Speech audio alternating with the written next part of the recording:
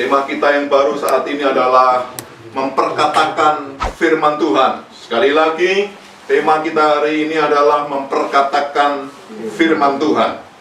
Oke, kenapa firman Tuhan perlu dikatakan? Kenapa kita perlu memperkatakan Mazmur 91 misalnya? Perlu mengatakan firman-firman yang sudah saudara mengerti dan saudara hafal misalnya. Penting mulut kita mengatakan firman Tuhan. Amin. Oke, kalau kita mengerti, maka hal-hal yang dahsyat akan terjadi ketika kita memperkatakan firman Tuhan. Amin. Yesus mengalahkan setan dengan perkataan firman Tuhan juga. Ya? Maka perkataan firman Tuhan penting buat kita untuk bisa kita lakukan bersama-sama. Oke, saudara sudah siap? Siap. Oke, mari kita renungkan sama-sama, saudara. Kalau kita punya tema besar dan dimensi yang baru secara rohani dan secara jasmani, hari ini kita berbicara soal dimensi yang baru secara rohani. Memperkatakan firman Tuhan dimensi yang lama kira-kira apa? Kalau saudara mengerti ada orang mempunyai dimensi yang lama di dalam memperkatakan, saya catat minimal ada 3 hal kenapa orang memperkatakan dengan dimensi yang lama. Yang pertama adalah firman Tuhan diperkatakan untuk popularitas. Pernah saudara dengar bahwa orang berkhotbah, orang memperkatakan untuk popularitasnya, supaya terkenal, supaya orang mengatakan sesuatu hal, maka dia memperkatakan firman Tuhan dan terkenal. Dan ada hasilnya adalah benar-benar terkenal. Oke, yang kedua adalah untuk pekerjaan atau untuk mencari duit, mencari uang. Engkau memperkatakan firman Tuhan gara-gara pekerjaanmu memang memperkatakan firman Tuhan untuk mencari duit. Itu dimensi yang lama. Yang ketiga adalah, kalau saudara lihat dimensi yang lama adalah memperkatakan firman Tuhan, bahwa firman Tuhan dianggap sebagai jimat. Nah, kemarin kita bicara soal kenapa sih kita harus baca Mazmur 91, apakah itu jadi jimat? Maka kalau saudara pakai dimensi yang lama, itu jadi jimat. Ada firman Tuhan yang lain, mungkin saudara yang hafal jadi jimat. Maka saudara lihat, ini jimat, saudara nggak bisa diteluh, mungkin saudara nggak bisa diguna-guna, saudara anti COVID-19, maka saudara pakai memperkatakan firman Tuhan, dan firman Tuhan itu seperti jimat. Itu dimensi lama. Hari ini kita mau bicara dimensi baru. Saudara perhatikan saya? Oke, puji Tuhan. Oleh sebab itu, kalau saya mau katakan buat saudara, dimensi baru harus kita mengerti bareng-bareng. Oke, saya akan cepat. Hari ini saya mau katakan buat saudara, dimensi baru berarti gimana? Ada perubahan nggak antara lama sama baru? Harus ada. Yang pertama adalah dimensi yang baru di dalam memperkatakan firman Tuhan, bahwa firman Tuhan merupakan alat komunikasi kita dengan Tuhan. Berarti bicara soal apa? Relationship atau hubungan kita, komunikasi. Karena apa? Firman Tuhan adalah bahasanya Tuhan. Nanti akan kita bahas satu-satu di minggu-minggu yang akan datang. Yang kedua, dimensi yang baru berarti kalau kamu memperkatakan firman Tuhan, itu adalah bahasanya Tuhan. Maka kalau kamu berbicara, berkata-kata, apa yang ada di dalam firman Tuhan secara logos, ketika kamu katakan, itu menjadi bahasanya Tuhan. Itu adalah alat komunikasi. Berarti kalau kamu berdoa dengan Tuhan, boleh mengambil firman Tuhan itu untuk kamu katakan di hadapan Tuhan, karena itu adalah bahasanya Tuhan. Yang kedua, kalau kita bicara dimensi yang baru, memperkatakan firman Tuhan karena apa? Untuk mengubah perilaku, baik secara roh atau secara jiwa. Kalau saudara memperkatakan firman Tuhan, maka perilaku saudara akan berubah. Atau perilaku orang yang mendengarkan juga akan berubah. Kalau saudara dengar khotbah hari ini, saat ini, ketika kamu membuka hati saudara, maka perilaku saudara otomatis akan dipengaruhi oleh firman Tuhan. Karena firman Tuhan maka perlu dikatakan. Kenapa ada khotbah? Supaya orang yang mendengarkan berubah perilakunya. Bukan hanya yang mendengar, tetapi juga yang memperkatakannya. Makanya kalau kita hari-hari ini kita mau belajar bersama-sama bagaimana kita memperkatakan firman Tuhan, supaya apa? Perilaku kita berubah, baik secara roh atau secara jiwa. Apa itu roh? Spirit kita. Tiba-tiba ketika kita memperkatakan firman Tuhan, tiba-tiba kita mulai ada keberanian, spirit kita itu kayak melebihi singa, melebihi Goliat sekalipun. Karena roh kita benar-benar dipacu dengan firman Tuhan itu. Jiwa, bicara masalah pikiran, perasaan, kehendak saudara juga akan dipengaruhi oleh firman, dipenuhi dengan firman, sehingga pikiran saudara nggak ke kanan, ke kiri, ke bawah, tetapi pikiran saudara ada dalam firman Tuhan. Dan itu menjadi kekuatan buat saudara dan saya. Maka kenapa kita perlu memperkatakan itu dimensi yang baru. Yang ketiga, itu adalah bukti kalau kita percaya. Berkali-kali kita pernah khotbahkan bahwa kalau saudara berkata-kata firman, itu karena bukti engkau percaya akan Tuhan, maka engkau memperkatakan firman Tuhan.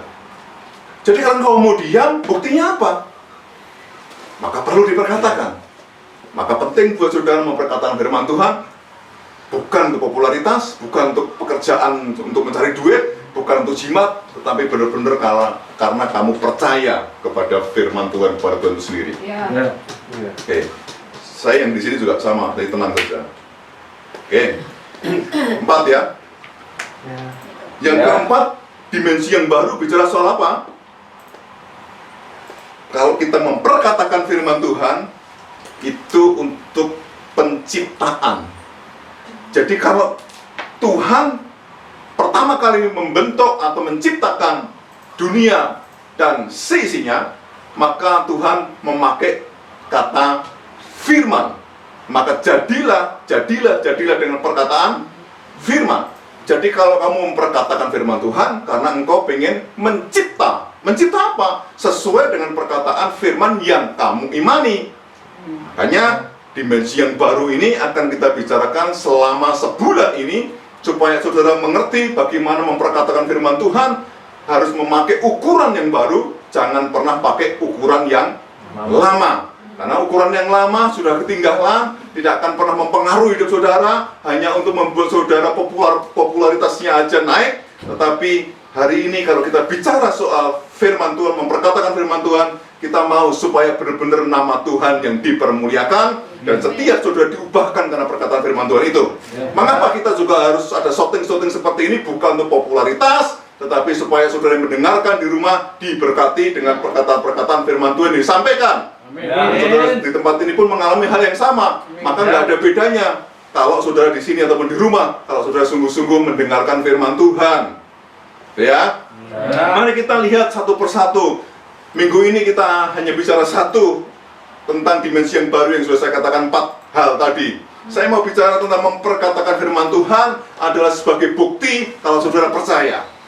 Jadi hari ini kita mau bicara kalau engkau memperkatakan firman Tuhan, itu adalah bukti kalau setiap saudara percaya kepada Tuhan. Mari kita buka ayat yang sudah sering kita buka, 2 Korintus 4 ayat yang ke-13.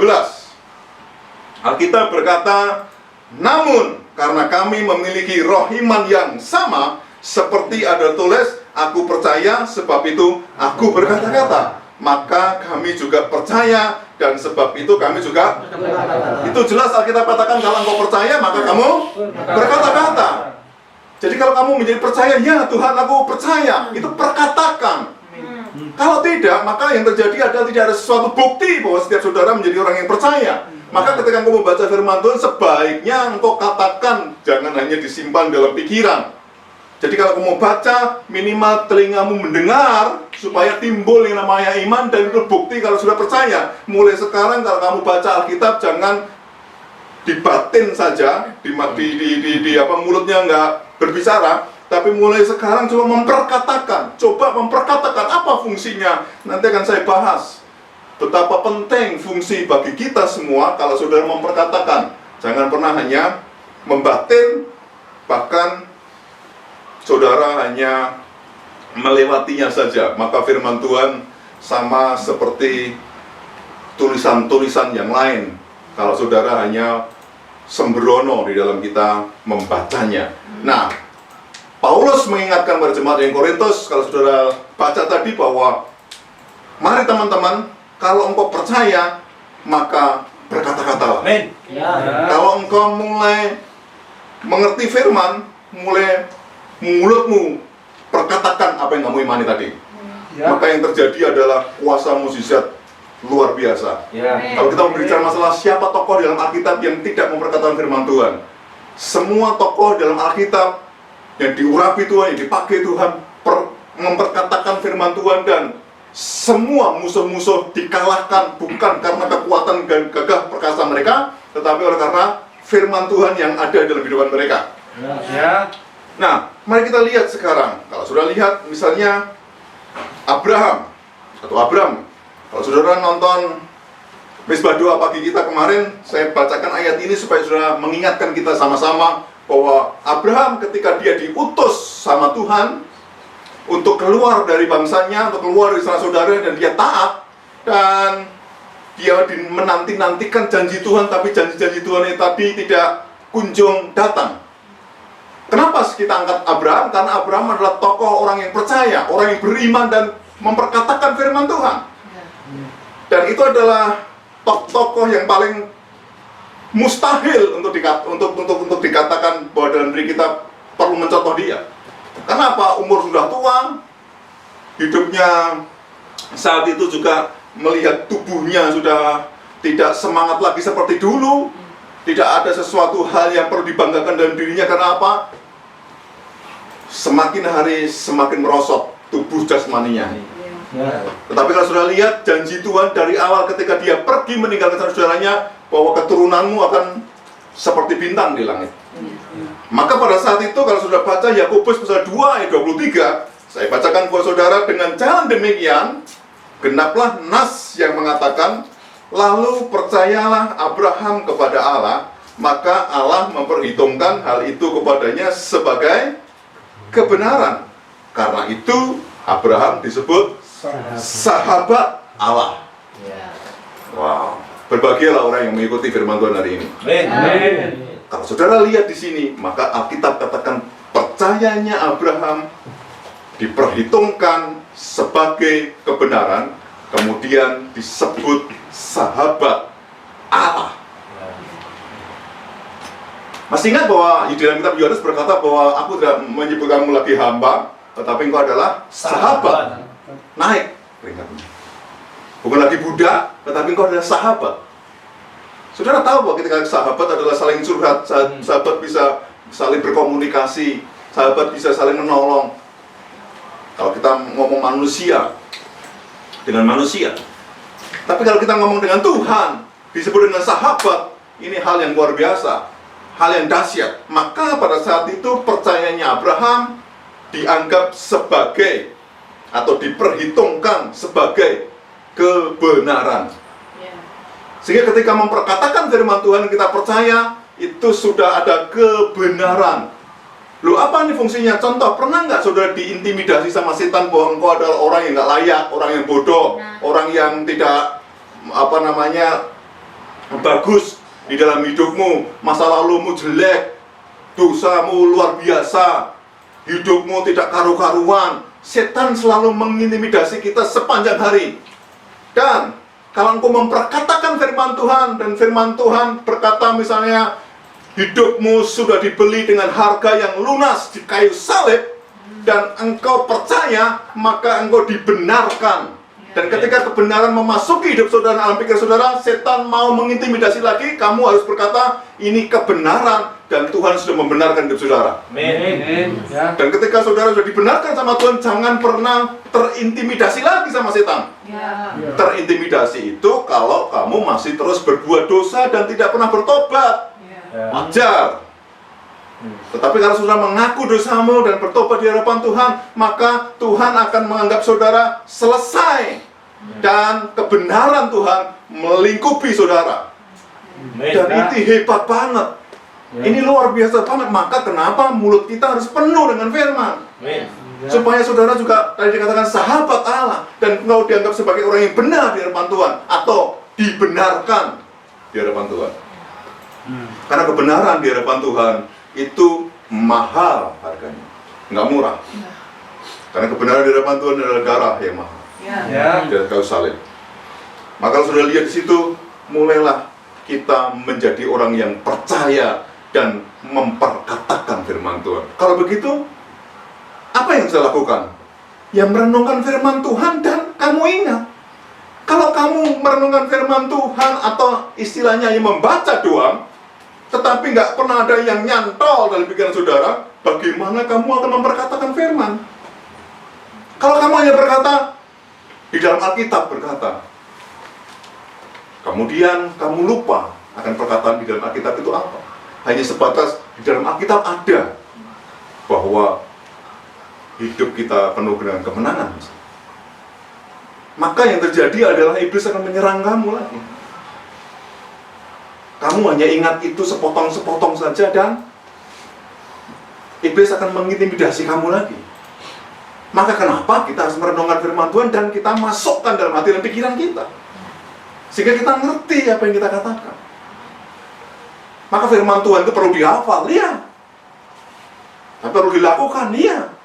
Perlu dibacakan, iya. Perlu didengarkan, iya. Itu firman Tuhan. Jadi firman Tuhan bukan hanya untuk didengarkan doang, tidak, tapi diperkatakan juga. Maka berbahagialah orang yang melakukannya juga. Maka kalau sudah lihat di situ, maka firman Tuhan penting buat saudara dan saya.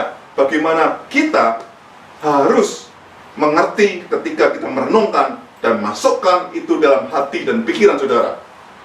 Maka engkau akan mudah ketika menghadapi masalah. Maka kamu tinggal Roh Kudus akan mengingatkan itu. Mana nih firman Tuhan yang untuk mengalahkan masalah-masalah itu. Contoh bagi saya misalnya ketika saya mulai sakit dan Alkitab berkata oleh bilur-bilur Yesus kamu sudah sembuh.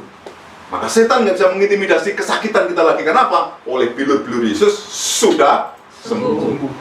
Dan setan bisa dilenyapkan karena perkataan kita. Walaupun sakitnya masih ada, tetapi minimal pikiran hati kita bisa dibenarkan. Dan itu disebut dengan kemerdekaan.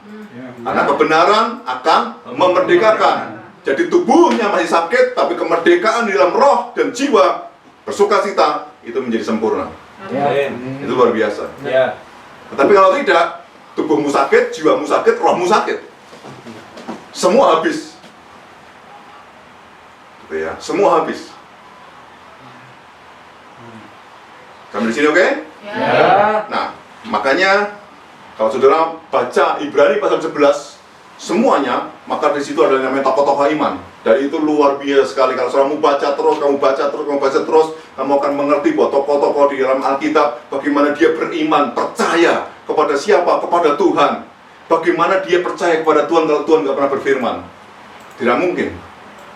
Bagaimana kamu menjadi percaya kepada Tuhan Yesus ketika tidak pernah mendengarkan firman Tuhan? Tidak mungkin. Dan bagaimana kamu mempunyai bukti percaya kalau kamu tidak melakukan firman Tuhan dengan minimal adalah ketaatan pertama adalah memperkatakan. Loh, bagaimana itu ketaatan pertama memperkatakan? Iya, karena Alkitab katakan, jadikanlah semua bangsa murid dan ajarlah mereka itu memperkatakan firman Tuhan supaya orang lain bisa beroleh keselamatan. Maka memperkatakan firman Tuhan buat setiap kita penting, bukan untuk diri kita sendiri, tapi juga untuk orang yang mendengarkan sehingga terberkati dengan apa yang kita katakan. Karena memperkatakan firman Tuhan adalah mengubah atmosfer. Contoh kalau saya mau berkatakan hal yang jelek di sini, maka atmosfer tempatnya jadi jelek. Coba kalau kita percaya setiap saudara memperkatakan perkataan-perkataan yang membuat batu sandungan satu dengan yang lainnya, pasti atmosfernya jadi atmosfer yang tidak sukacita. Atmosfer jadi jelek semua. Tetapi kalau saya berkata tentang perkataan firman Tuhan yang memberikan pengharapan buat saudara, maka atmosfer dalam hidup saudara, di dalam otak saudara dan pikiran saudara akan berubah dan sukacita surgawi melingkupi saudara. Maka penting untuk itu.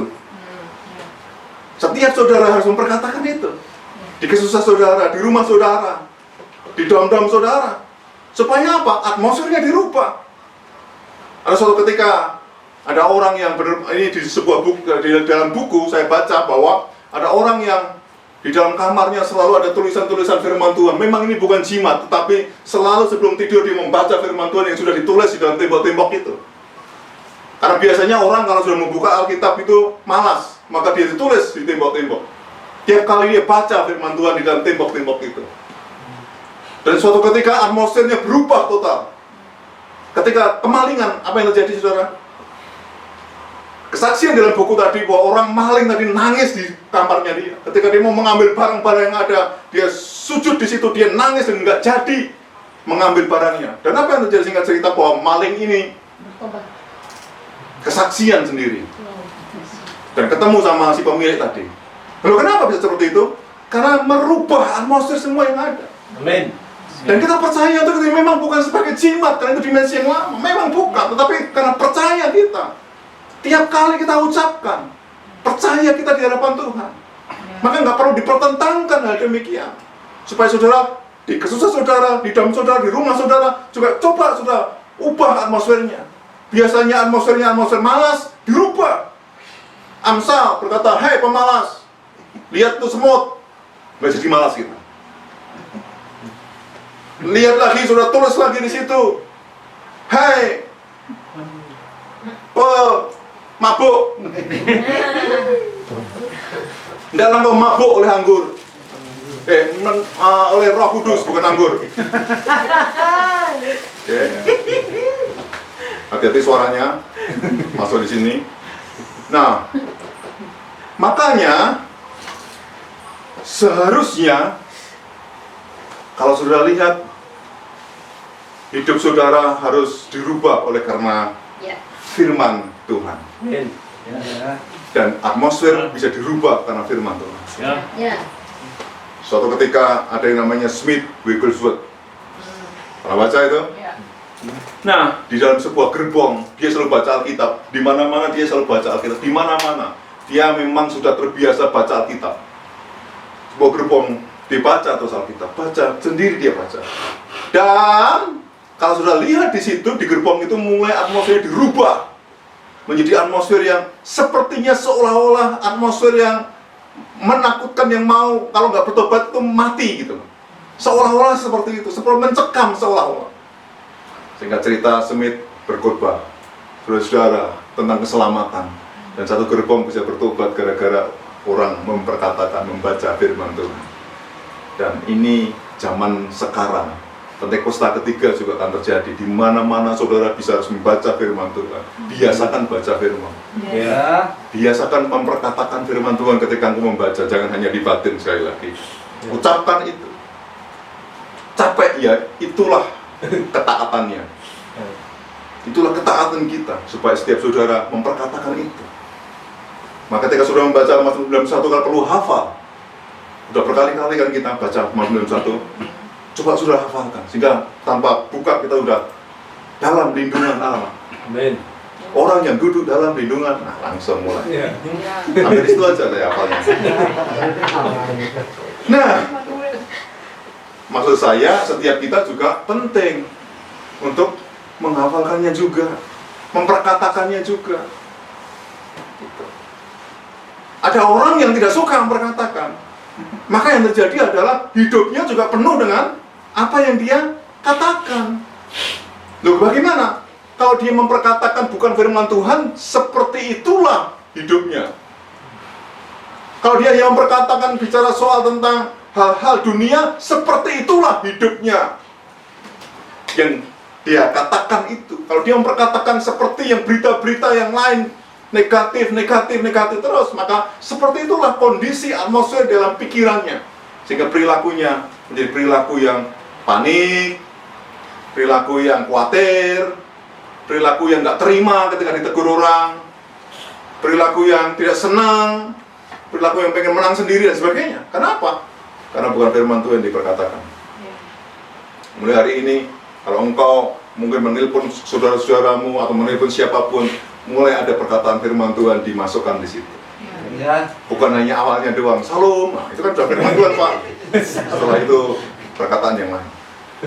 Minimal ada ayat-ayat yang 1-2 supaya saudara bisa memberkati keluarga saudara. Dan perkataan firman itu, walaupun mereka sudah ngerti, ini bukan masalah ngerti dan tidak. Sudah tahu kalau saudara khotbah, nah itu saudara mungkin sudah tahu, Pak. Sudah tahu kalau Pak gitu. Tapi ini memperkatakan firman Tuhan bukan untuk khotbah, tetapi untuk membuat saudara semua yang mendengarkan dan saudara yang memperkatakan menjadi lebih percaya lagi di hadapan Tuhan. Mari kita lihat kenapa memperkatakan firman Tuhan itu menjadi bukti atau dasar bagi kita orang yang percaya.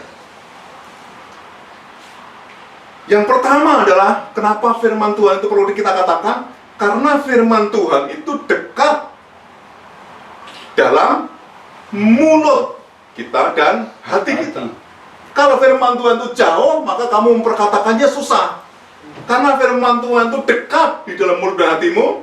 Mari baca Roma 10 ayat yang ke-8. Saudara bisa lihat di sana. Roma 10 ayat 8. Tetapi apakah katanya?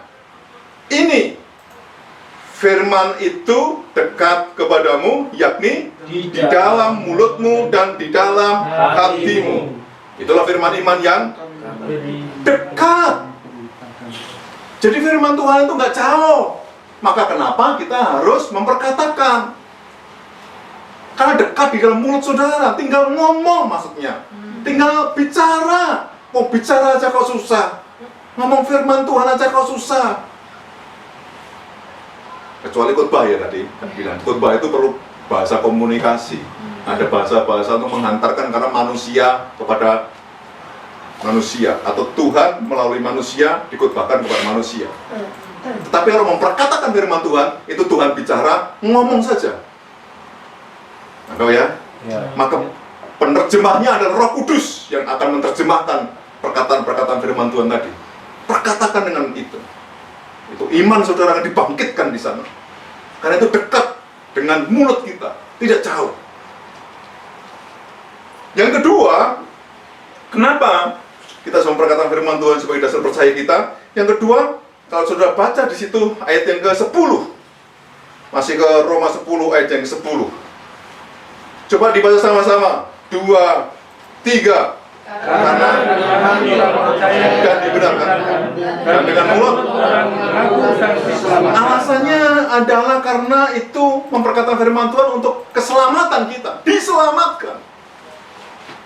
Jelas dikatakan karena dengan hati orang percaya dan dibenarkan, dan dengan mulut orang mengaku dan diselamatkan. Jadi jelas buat diri kita bahwa keselamatan itu penting buat kita, maka perlu kita perkatakan dengan mulut kita dan percaya dengan hati kita. Kalau sudah lihat lagi di situ bahwa mengaku di situ. Coba kita mau cek di dalam Alkitab. Contoh di dalam Alkitab misalnya Perjanjian Lama ataupun Perjanjian Baru. Kita cek misalnya Musa. Musa kalau sudah baca di dalam Alkitab, baik itu kitab-kitabnya Musa, di kitab Kejadian sampai ke Ulangan, memperkatakan firman Tuhan. Firman Tuhan datang kepada Musa. Musa kembali memperkatakan kepada orang Israel. Dan itu ada kuasa dan hal yang dahsyat terjadi. Kalimat memperkatakan itu, maka mukjizat terjadi, keselamatan terjadi. Maka ketika engkau mulai memperkatakan firman Tuhan, maka yang disebut dengan keselamatan tadi turun, atmosfer keselamatan itu turun. Kenapa ada banyak orang menjadi kebingungan ketika mengalami persoalan? Saya berkata kepada saudara, mungkin hari-hari ketika saudara nggak mengalami persoalan, saudara tenang-tenang aja. Tapi ketika saudara mengalami persoalan yang sekiranya secara tubuh saudara kamu nggak bisa menyelesaikan, maka ada yang disebut dengan kebingungan. Bingung.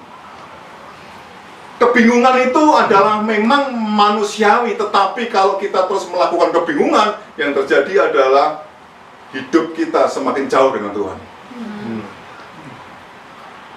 Saudara, kenapa perempuan pendarahan yang sudah lama dan menghabiskan uang, dia ketemu Yesus dan menjamah jubah Yesus dan disembuhkan? Kenapa dia mau untuk melangkah walaupun dia harus ngesot bahasanya? Karena apa? Pendarahan terus. Kenapa ada orang yang saat itu hamba perwira, kemudian dia harus ngomong kepada Yesus, Yesus, ini ada seorang hambaku yang mau mati. Dan saat itu dia punya iman, dan yang terjadi adalah kesembuhan terjadi. Memperkatakan firman Tuhan, maka terjadi. Bagaimana dengan setan? Mari kita lihat. Setan juga memperkatakan firman Tuhan, iya. Tetapi motivasinya sangat jauh daripada kemurnian firman Tuhan. Tetapi kalau saudara hanya mengerti tentang sama seperti setan, maka sebenarnya kita tidak lebih daripada setan. Karena setan juga hafal Alkitab, setan juga tahu tentang Tuhan, dan setan juga mengingatkan firman Tuhan. Yang mengingatkan bukan hanya Roh Kudus tapi juga setan. Bukankah firman Tuhan berkata begini?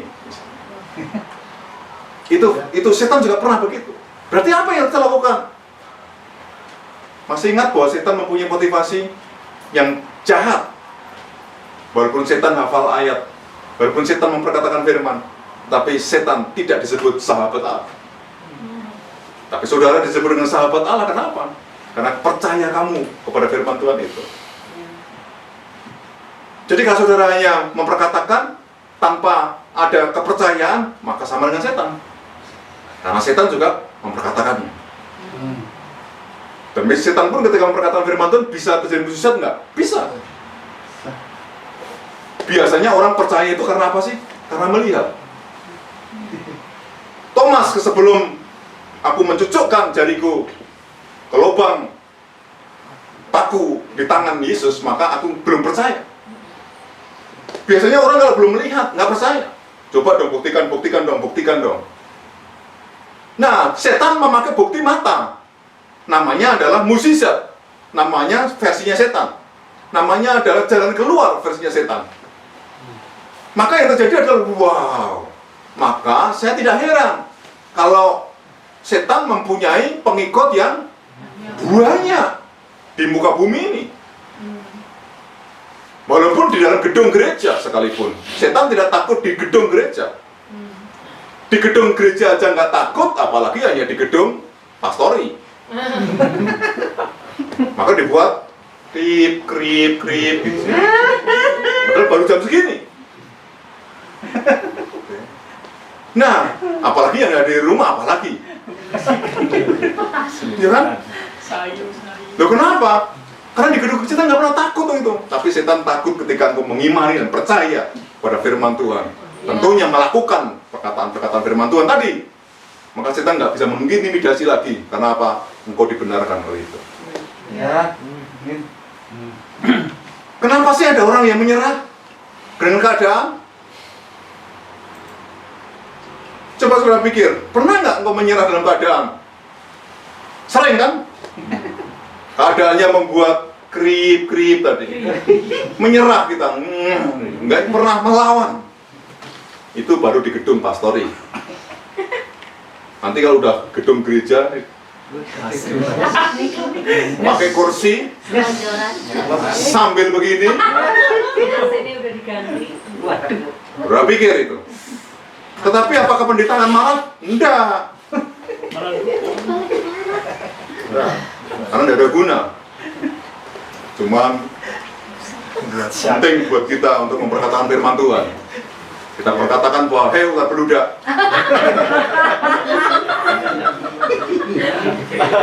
Langsung buka mata. Makanya saya mau bilang sama saudara, setan juga punya kekuatan untuk begitu. Hati-hati dengan itu. Maka apa? Pakai mata. Kalau setan tuh pasti ngasih sesuatu hal yang kelihatan mata. Selalu ini loh jalan keluarnya, ini loh. Tapi dengan versinya setan. Hati-hati. Penting buat kita untuk terus ikut di dalam pengajaran firman Tuhan. Saya bersyukur loh di tempat ini ada banyak orang yang sudah mengikuti pemuritan. Dari jumlah jemaat yang 20 yang ikut 12, lumayan. Yang aktif. Itu yang 12 itu masih jamaah Tuhan masih dilihat lagi, yang mencatat yang tinggal 2 gitu. Yang lainnya gimana pelora. Nah, terus saudara. Makanya kita penting buat kita supaya kita benar-benar serius dengan Tuhan. Kita benar-benar hidup untuk Tuhan. Apalagi ini adalah menjelang akhir zaman. Semua orang hamba-hamba Tuhan terutama bicara soal inilah tanda akhir zaman. Walaupun kita nggak tahu kapan zaman ini berakhir, tetapi adalah end time buat saudara dan saya. Kalau buku itu adalah lembaran-lembaran yang terakhir. Kalau saudara pernah buat apapun buku, proposal kayak atau skripsi atau disertasi atau apapun, saudara akan lihat buku-buku terakhir udah hampir selesai nih. Hampir senang kalau saudara ngedit itu hampir menit-menit terakhir dia edit, senang gitu selesai tinggal tampil supaya yang view 1 atau 2 orang. Seneng gitu. Rasanya itu lega, sudah selesai.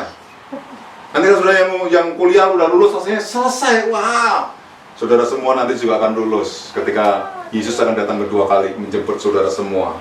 Kita akan lulus, kita akan diwisuda di awan-awan, kita akan dikasih mahkota, bukan duri lagi mahkotanya, tapi sesuai dengan perbuatanmu di muka bumi ini. Loh Pak, diselamatkan kan karena percaya, bukan karena perbuatan. Maka ikut pemuritan supaya tahu.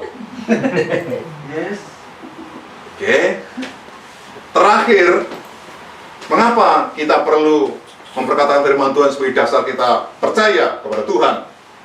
Saudara tahu bahwa tadi dikatakan di dalam Yakobus tadi, mengaku atau memperkatakan firman Tuhan itu diperhitungkan sebagai kebenaran. Itulah alasan mengapa kita memperkatakan firman Tuhan. Maka semua hamba-hamba Tuhan, nabi-nabi Tuhan pada zaman-zaman itu dan di dalam Alkitab, di tokoh-tokoh Alkitab, kalau kamu baca dalam Ibrani pasal 11, memperkatakan firman Tuhan dan itu diperhitungkan sebagai kebenaran. Dan itu adalah sebuah hal yang penting buat saudara untuk menciptakan kondisi yang tadinya salah jadi benar. Kalau kamu pernah sekolah, pasti kamu senang ketika dibenarkan sama gurunya.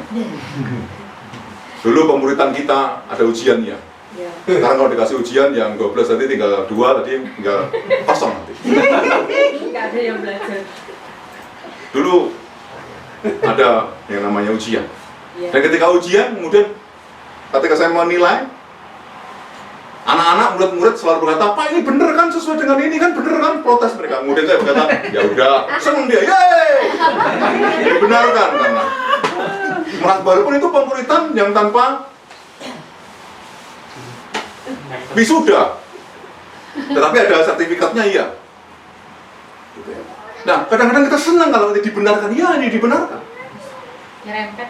Tapi aneh-anehnya, kadang-kadang orang kalau sudah berkata, kamu dibenarkan, kalau dalam kondisi yang flat begini, yang rata, yang gak ada masalah begini, kamu tidak akan bergejolak hati kamu.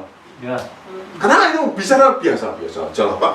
Ini kan udaranya agak panas Pak, udah cepet Pak, gitu. Rasanya udah flat gitu. Tapi kalau saudara benar-benar ada di dalam kondisi masalah, kemudian Tuhan berkata, kamu dibenarkan, hidup kamu itu benar di mataku. Itu pasti kamu akan bergejolak hidupmu. Kamu pasti akan bersuka cita. Kamu pasti nggak bisa tidur itu. Kenapa? Saking senangnya. Tetapi kalau nggak senang, biasanya gitu-itu. Hidupnya biasa-biasa aja. Maka silahkan saudara pilih hari ini. Sebelum kita memasuki perjamuan kudus, saya mau katakan buat saudara, kebenaran itu memerdekakan, tadi saya katakan. Dan kemerdekaan itu adalah hak segala bangsa.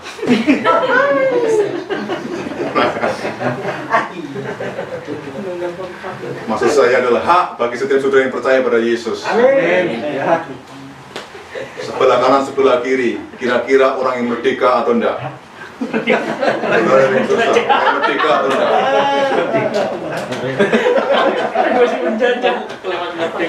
Orang merdeka itu pasti mempunyai penglihatan yang cerah, penglihatan yang senang gitu. Jadi orang merdeka itu punya perilaku yang sukacita. Saya masih ingat ketika nonton Janur Kuning, kemerdekaan RI 45. Ada yang namanya Komarudin, tahu? Nah, sudah lihat tokoh, mungkin anak-anak muda belum tahu, maka nggak bisa menghargai perjuangan pahlawan-pahlawan bangsa. Nah, saya lihat bagaimana ketika Soekarno ngomong proklamasi, itu sorak semua, wah sorak. Merdekaan kan? Gitu. Merdeka. Tetapi jika tidak, Jika tidak, maka penjajahan itu harus dihapuskan dari segala Muka bumi. Dari muka bumi. Iya, Bu. Berarti gimana cara menghapuskan? Percaya pada Yesus, Amin. perkatakan firman Tuhan, Ya. maka kebenaran akan Merdeka. memerdekakan saudara semua. Ya. Ya. Haleluya.